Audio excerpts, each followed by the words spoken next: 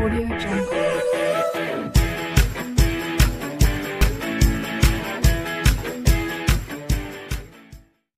So now students, देखिए अब आज चैप्टर 4 डिटर्मिनेंट्स में हम माइनर्स एंड कोफैक्टर्स के बारे में डिस्कस करेंगे। Student, minors and cofactors. अब देखिए सबसे पहले डेफिनेशन है माइनर की, क्योंकि अगर हमें माइनर निकालना आता है तो उसकी सहायता से हम कोफैक्टर को स्टूडेंट फाइंड कर सकते हैं किसी भी डिटर्मिनेंट की। तो डेफिनेशन माइनर की क्या है कि माइनर ऑफ एन एलिमेंट ए आई जे। ए आई जे का मतलब है जनरल टर्म है, ठीक है। अब ए आई जे का मतलब कुछ भी हो सकता है स्टूडेंट। देखिए A11 हो सकता है, A12 हो सकता है, यहाँ कॉमा लगा दीजिए, A13 हो सकता है, A21 हो सकता है। तो ये सब ए आई जे का मतलब इससे है। इस determinant obtained by deleting its ith row and jth column. अब सपोज करिए स्टूडेंट, इसको इस तरीके से समझिए कि अगर मान लीजिए यहाँ पर 1 2 3, ठीक है, 3 4 5 और 6 7 8, मान लीजिए ये एक हमारा डिटर्मिनेंट है। अब यहाँ पर अगर हमें मान लीजिए M11 फाइंड करना है, ठीक है, तो 11 का मतलब पहली रो और पहले एलिमेंट का, वो पहली रो और पहले कॉलम का जो एलिमेंट है, मान लीजिए हमें ये A11 है, इसको फाइंड करना है, ठीक है। तो इसको फाइंड करने के लिए इसके सामने जो रो और कॉलम है इन दोनों को डिलीट कर देंगे, जो बचेगा वो हमारा कहलाएगा M11। तो कितना आ गया 4 5 7 8, और 2/2 के डिटर्मिनेंट्स को हमें सॉल्व करना आता है, ठीक है। तो M11 कितना हो गया स्टूडेंट, ये हो गया 32 माइनस 35, 4 8 से 32 और 35, तो ये आ गया। तो इस तरीके से इसको हम फाइंड करेंगे। ये मतलब है इनके M11 से, यानी obtain by deleting its ith row and jth column. ith row का मतलब है फर्स्ट रो और jth कॉलम का मतलब है फर्स्ट कॉलम। तो फर्स्ट रो और फर्स्ट कॉलम को हम डिलीट कर देंगे, ठीक है। लिखा भी है, देखिए, by deleting its ith row and jth column in which element aij lies, यानी जिस कॉलम में, ठीक है, aij जहां पर लाए करता है, ठीक है। अब अगर मान लीजिए ये वाला होता, देखिए अगर इस एलिमेंट की हम बात करते कि इसको फाइंड करना है, ठीक है, तो ये फर्स्ट रो में है और सेकंड कॉलम में, तो सेकंड कॉलम को हटा देते। अब जो बचता, यहाँ 3 6 बचा, यहाँ 4 5 बचा, यहाँ 3 6 बचा, यहाँ 4 5 बचा, ठीक है। तो इसी तरीके से कैलकुलेट करके इसको, ठीक है, 15 माइनस 24 सॉल्व करके निकाल देते, तो वो कहलाता हमारा M आई जे या M11 निकालना है, जो भी निकालना है, तो उसको एक जनरल टर्म है ए आई जे, माइनर ऑफ एन एलिमेंट ए आई जे, यानी minor of A11 is denoted by M11, ठीक है।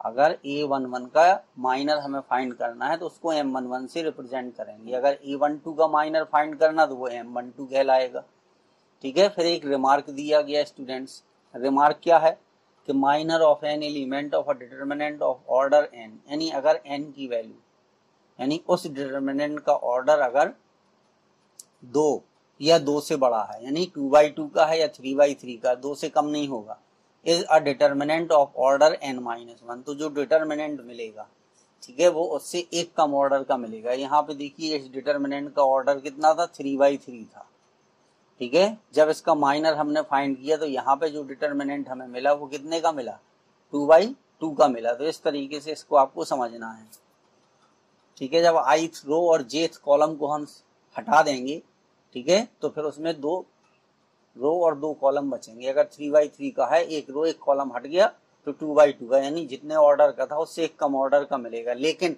कंडीशन ये है कि उस डिटर्मिनेंट का ऑर्डर 2 या 2 से बड़ा हो, 2 से कम ना हो, ठीक है।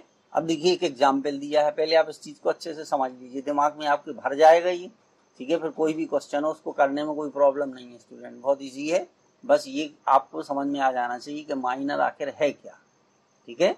तो माइनर जो है वो एलिमेंट से ही रिलेटेड है, किसी एक पर्टिकुलर एलिमेंट के माइनर को हम फाइंड करते हैं, ठीक है। अब स्टूडेंट प्लीज आपसे रिक्वेस्ट है कि अगर आपको हमारा कंटेंट अच्छा लगता है तो प्लीज हमारी वीडियो को आप लोग सब्सक्राइब कीजिए। अब इसमें स्टूडेंट क्वेश्चन में क्या, find the minor of element 6 in the determinant, यानी इस डिटर्मिनेंट में हमें 6 का जो है वो माइनर फाइंड करना है। अब 6 जो है वो स्टूडेंट किस रो में है और किस कॉलम में है, सेकंड रो में है और थर्ड कॉलम में है, और तो ये आएगा A21, A22, A23, ठीक है, यानी A23 जो है वो 6 है। तो अब स्टूडेंट्स हमें फाइंड करना है माइनर ऑफ, ठीक है, A23। तो माइनर ऑफ A23 को हम रिप्रेजेंट करेंगे M23 से, ठीक है। तो जब इससे रिप्रेजेंट करोगे तो अब देखिए ये 6 आप देख रहे, ठीक है, तो इसके सामने जो रो है उसको डिलीट कर दीजिए और उसके सामने जो कॉलम है वो, तो अब यहाँ पे बचा कितना, ये बचा हमें स्टूडेंट मिला 1 2 7 8। बस इसको सॉल्व कर दीजिए, ठीक है, इसको हम सॉल्व कर देंगे। तो सॉल्व करेंगे तो कितना आएगा, देखिए 8 1 जा 8 माइनस 14, तो कितना आ गया -6 इसका आंसर हो गया। तो इस तरीके से हमें ये निकालना था स्टूडेंट्स, ठीक है, ये M23 हो गया। अब देखिए नेक्स्ट में क्या है, डेफिनीशन 2 है। अभी हमने माइनर की बात कर रहे थे, अब यहाँ पर है student cofactor of an element Aij is denoted by Aij is defined by, यानी यहाँ पर स्टूडेंट्स क्या होता है कि Aij इक्वल टू होता है -1 की पावर i प्लस j और Mij, यानी स्टूडेंट्स जो कोफैक्टर है वो एक्चुअल में माइनर ही है, बस उसमें साइन आ जाता है। अगर -1 की पावर इवन है तो वो प्लस में आएगा, और अगर -1 की पावर, ठीक है, ऑड है, -1 की पावर अगर ऑड है तो वो माइनस में आएगा, ठीक है। यहाँ पर स्टूडेंट्स ये फर्स्ट लिखा है और ये, ठीक है, यहाँ पर ये 1 है, ठीक है, ये 1 लिखा है और ये है -2, ठीक है। तो अब इसमें हमें इसके माइनर और कोफैक्टर फाइंड करना है। तो देखिए सबसे पहले चूंकि 2/2 का है, आसान है, M11, देखिए इस तरीके से 1 -2 और 4 और 3, ठीक है। अब फर्स्ट एलिमेंट फाइंड करना, तो ये कॉलम और ये रो हट गई, तो कितना बचा, केवल 3 बचा। तो M11 कितना आ गया स्टूडेंट्स, ये आ गया 3, ठीक है, इसमें कोई साइन का काम नहीं है। फिर इसके बाद है M12, ठीक है, तो M12 ये वाला है -2, तो ये वाली कॉलम और ये रो सब हटा दिया, तो कितना आ गया, 4 आ गया। फिर इसके बाद M21 है, अब M21 ये वाला एलिमेंट है, तो इसके सामने की रो और कॉलम हटा दिया, तो कितना आ गया, -2 आ गया। फिर इसके बाद है M22, ठीक है, अब M22 कितना होगा, ये है 3 M22, ठीक है, तो इसके सामने कॉलम रो, तो ये आ जाएगा 1 आ जाएगा, ठीक है। तो इस तरीके से ये आ गए स्टूडेंट्स आपके माइनर्स आ गए। अब इसके बाद हमें फाइंड करना है कोफैक्टर, ठीक है, तो A11 निकालेंगे, तो ये आएगा -1 की पावर i प्लस जे, यानी i की वैल्यू भी 1 है और j की वैल्यू भी 1 है, तो -1 की पावर 2 M11, ठीक है, तो ये 3 आ गया, क्योंकि M11 की वैल्यू कितनी है, 3 है। फिर हम फाइंड कर देंगे A12, तो -1 की पावर 3 और ये आ जाएगा M12। स्टूडेंट जब तक आपकी समझ में नहीं आता आप इसको डिटेल में करिए, ठीक है। -1 की पावर 3 जो है वो -1 होता है और M12 की वैल्यू है 4, तो 4 इंटू -1 कितना हो गया, -4 आ गया। अब इसके बाद है A21, A12 कितना होगा, ये भी -1 की पावर 3 और M21, ठीक है, तो ये आ जाएगा -1, ठीक है, और ये है -2, कितना आ गया स्टूडेंट्स, ये आ गया हमारा 2 आ गया। बस एक और रह गया A22, तो देखिए -1 की पावर कितनी होगी, 4, तो ये प्लस में ही आएगा, और M22, अब -1 की पावर 4 प्लस में होगा तो इसकी वैल्यू 1 आएगी, ठीक है। तो इस तरीके से ये आ गए, देखिए ये कोफैक्टर हमारे निकल आए, ये कोफैक्टर है, और इधर ये दिए हैं स्टूडेंट्स माइनर, ठीक है। तो इस तरीके से माइनर और कोफैक्टर हमें फाइंड करने थे।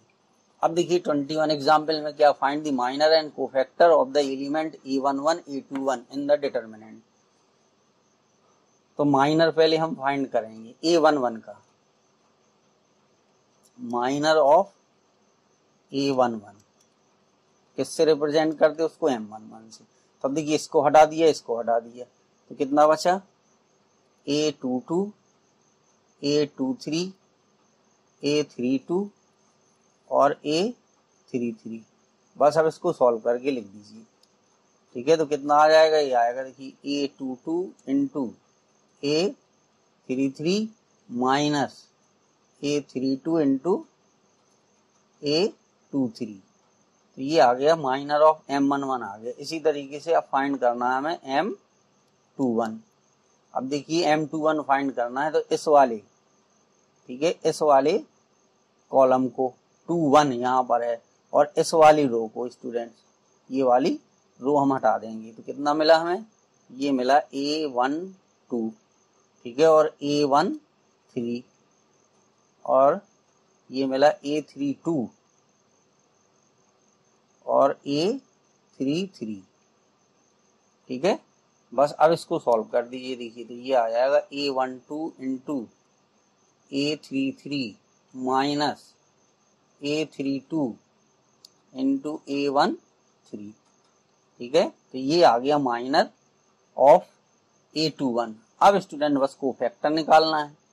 तो देखिए कोफैक्टर में हमें A11 तो -1 की पावर 2 और M11 की जो वैल्यू आई थी वो सीधे हम यहाँ पर लिख देंगे।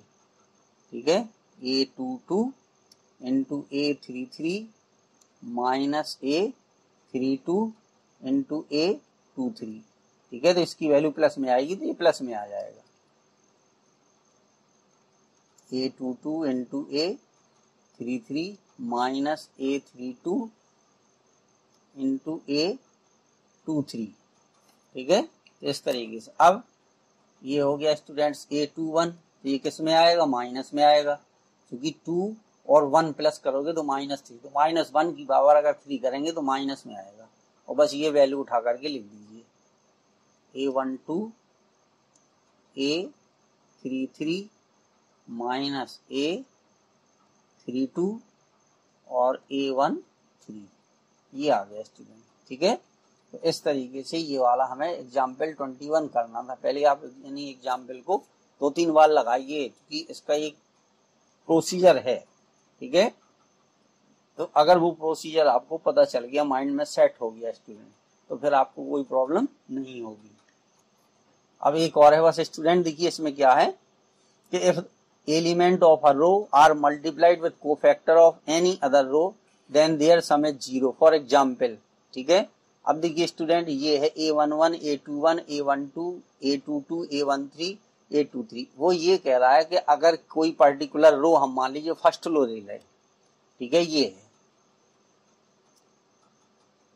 अगर हम कोई स्टूडेंट्स पर्टिकुलर रो लेते हैं, ठीक है, अब पर्टिकुलर रो कौन सी है हमारी, देखिए अगर मान लीजिए हम फर्स्ट रो ले रहे हैं, जैसे ये है 2 -3 और 5। ठीक है, तो ये हमारा कहलाएगा A11 और ये हो जाएगा A12 और ये हो जाएगा A13। तो अगर इसमें आप इसी रो के कोफैक्टर से मल्टीप्लाई करेंगे, ठीक है, तो इसकी वैल्यू 0 नहीं होगी। लेकिन अगर किसी एक रो के एलिमेंट में आप किसी अदर रो के, ठीक है, कोफैक्टर से मल्टीप्लाई करोगे तो उसकी वैल्यू 0 आएगी। जैसे ये पे है, अब देखिए A11 तो इसमें मल्टीप्लाई किया A31, तो ये इस रो का नहीं है। ठीक है, ये इस रो की नहीं है। ठीक है, ये इस रो का नहीं है। इस तरीके से इसमें ये हो जाएगा। अब चलिए इसी को हम देखिए सॉल्व करिए जरा। ये हमें फाइंड करना है स्टूडेंट्स, पहले देखिए A31 फाइंड करना है हमें। ठीक है, तो A31 फाइंड करने के लिए ये हो जाएगा -1 की पावर 4 M31। ठीक है, अब M31 फाइंड करने के लिए चलिए उसको हम यहाँ बना रहे हैं स्टूडेंट, 2 -3 5 और 6 0 4 और ये है 1 5 -7। ठीक है, ये स्टूडेंट्स, अब देखिए इसमें हमें A31 फाइंड करना, तो A31 ये है तीसरी रो का और पहले कॉलम का एलिमेंट है, तो तीसरी रो, और तो ये वाला हमें फाइंड करना है। A31 ये कहलाएगा स्टूडेंट, ये A32 कहलाएगा। तो इसको फाइंड करने के लिए क्या मिला हमें, अब देखिए ये वाली रो और ये वाला कॉलम ये खत्म हो जाएगा। ठीक है, क्योंकि ये A31 है तो पहले रो आती है, तो तीसरी रो पहला कॉलम ये डिलीट कर देंगे, तो यहाँ मिलेगा -3 5 0 4। ठीक है, और -1 की पावर 4 तो ये प्लस में आता है, तो ये कितना हो गया, देखिए ये हो गया -12, ठीक है, -0, तो ये आ गया -12। तो ये वैल्यू आ गई हमारी A31 की। अब हमें फाइंड करना है A32, ठीक है। तो -1 की पावर 5 होगी तो इसकी वैल्यू माइनस में आएगी, तो माइनस बाहर लगा देंगे। अभी A32 कौन है, देखिए ये है A32, तो ये वाला कॉलम, ठीक है, और तीसरी रो, तो ये 2654 बचेगा, 2654, ठीक है, ये आ गया। अब इसको सॉल्व कर दीजिए, तो देखिए ये हो जाएगा 8 - 30, कितने हो गए, माइनस माइनस प्लस, क्योंकि माइनस का नंबर बड़ा है, तो ये आ गया 22।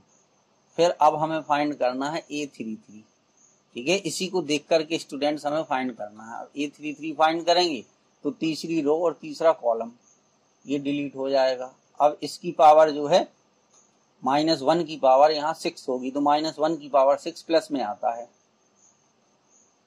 तो तीसरी रो और तीसरा कॉलम, ठीक है, तीसरी रो स्टूडेंट और तीसरा कॉलम, तो 2 6 2 यहाँ -3 6 और 0, ठीक है। तो इसको सॉल्व करेंगे तो ये आएगा 0 + 18, ये आ गया, ठीक है। तो इसकी वैल्यू कितनी आ गई, 18 आ गई। बस अब इसमें उठा करके हम रख देंगे, ठीक है, ये वाले यहाँ पर, ये A13 A31 plus A12 A32 और A13 और A33, ठीक है। अब देखिए A13 की वैल्यू कितनी है, A13, ठीक है, तो सॉरी A11 की वैल्यू कितनी है, तो यहाँ पर स्टूडेंट्स हमने गलती से लिख दिया, यहाँ पर ये है A11, ठीक है। तो देखिए ये A11 की वैल्यू है 2, ठीक है, और A31 हमारा आया था, ये आया था A31 कितना आया था, -12। अब A12 कितना है, A12 है -3, और A32 कितना आया था, ये आया था 22, और A13 कितना है, 5 है, A33 कितना आया, 18 आया, ठीक है। अब देखिए 12 दूनी 24, तो ये -24 और 22 × 66, ठीक है, +90। अब 66 24 करोगे तो ये आएगा -90 + 90 इक्वल टू कितना, 0। तो ये बात जो है स्टूडेंट इससे प्रूफ हो गई कि इस तरीके से इसको सॉल्व करना था। तो इससे एक कॉन्सेप्ट क्या बना स्टूडेंट्स कि अगर हमें किसी डिटर्मिनेंट की वैल्यू फाइंड करना है, ठीक है,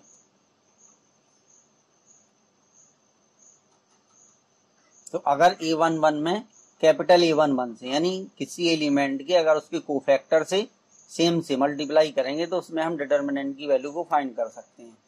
सो थैंक यू स्टूडेंट्स।